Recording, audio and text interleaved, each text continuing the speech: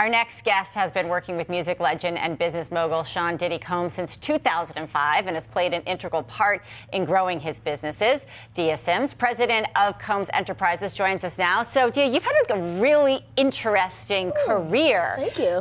You actually worked at the Department of Defense, yes. advertising sales, and the pharmaceutical industry. How did you? Things. Yeah, I mean, and so then many spirits, liquor, drugs, and now you have this really cool job. How did you land at Combs Enterprises? Yes. So I used ad sales, and I was able to get Bad Boy Records at the time I broke them as like the first client for this radio station in New York. And then I sold Sean John, et cetera. And when Puff was looking for a chief of staff, someone said, you know what, you send a lot of emails at 3 a.m. I think you guys would get along. Will you come meet them? And I did, and that was 2005. Wow, 3 a.m. You're working hard still. That's the hustle porn that Miles likes to talk about. Rising grind. Yeah. That was pre-Instagram, but nowadays you post every time you say, look, the alarm clock says 4 a.m. and I'm up. Right. Rise and grind. Let me ask you, I'm so glad we have you in because I cover sports business, and in that realm, the idea of having a big name athlete come and rep your brand or appear in an ad is becoming less and less valuable. Brands are moving more toward, we're working with Steph Curry behind the scenes. He's an advisor, and he gets an equity stake in our startup. Sure. So in your world, we're talking about music stars, we're talking about Diddy, who's such a big star. Do you find that he's still kind of as valuable as ever in terms of brands and companies wanting him to put his stamp of approval on something, be a partner with them, appear in something, and how do you kind of keep that momentum going for someone who has been around for so long like Diddy? No, listen, the truth is, the good news with Sean is his celebrity is the least of his value. I say that all the time. Okay. Like what he brings to the table, like his work ethic is probably close to historically unparalleled. And his ability to like shape and move culture person by person, he'll be doing that till he's 99 and maybe longer. Right? So for us, we have somebody who the celebrity is just a small component of it. The other piece of it is he has a little bit of this Godfather effect where it's not just him, right? He stays in it day by day. So whether it's A$AP Ferg or whether it's French Montana, he is connected to culture.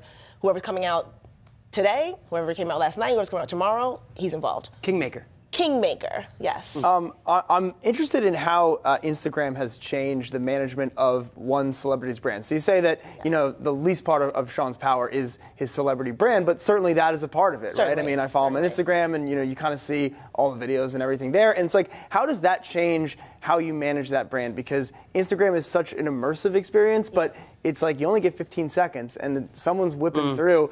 But it seems like that really is where all the action is happening right now. It is. I mean, I think the cool thing is you look at social media and how it's democratized voice. The thing that we love is the ability to get real-time feedback. So you think about you had a brand in the 80s, you throw a commercial on Family Ties, if anyone knows what that is, and you hope that it works, right? The reality is now we can literally go and ask everybody in real time, do you guys want red or yellow? Do you like kiwi or peach? And we can find out in 2 hours and build our brands accordingly. So for us, it's valuable for real-time information exchange. Let's talk about some of the brands and how business is going. Yes. Like, what's strong right now? What do you guys want to get more into? Where do you see that? Yeah, spirits has been incredible and great for us. Ciroc Vodka, we just recently launched a new brandy called Ciroc VS. Brown spirits have been very on trend in the spirits industry, and we're excited to join that with what we think is a phenomenal offering. Tequila is fastest growing, and we have a tequila called De Leon, and we are looking at ways to put more and more amazing products behind your bar. We have our television, we're in content, and of course we're all looking at what's next in content and cannabis. Better to be cannabis. Oh, wait. there So it is. cannabis, is it like infused in drinks? Well, Do you nothing think to it's report gonna today, but we're absolutely, like any smart person or investor we're doing heavy research to look at what'll be the next, what's the best move for Combs Enterprises? I was just going to say, better to be in spirits right now than beer because, when it comes to alcohol, the biggest story lately has been, the beer industry really flagging. There was a big story somewhere just last week about, at frat parties now they don't even have the keg. Instead, it's all tequila and spirits. Were you there? Good for you guys. At the frat party? Not that particular one. He was in a cabin. He wishes. Yeah. Somewhere else.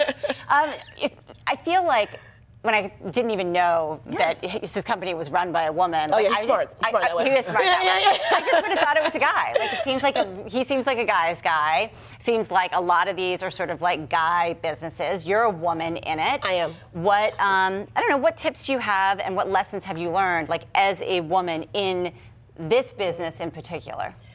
Well, I worked in Department of Defense, super hyper male, right? And hip hop, which is also has a similar reputation. And you know what it just comes down to is knowing exactly the value you bring to the table. So I have been like sustained and consistent, maybe borderline obnoxious of like, okay, in the last 90 days, here's the money I made. I used to be Sean's chief of staff, and at one point I did an historical analysis to show him literally that you have been more profitable in your pocket when you have women in leadership. And that's just a good tip for anybody. Love it. I'm going to go work on that list. Dia Sims, president of Combs Enterprises, thanks so much for coming by. Thank you.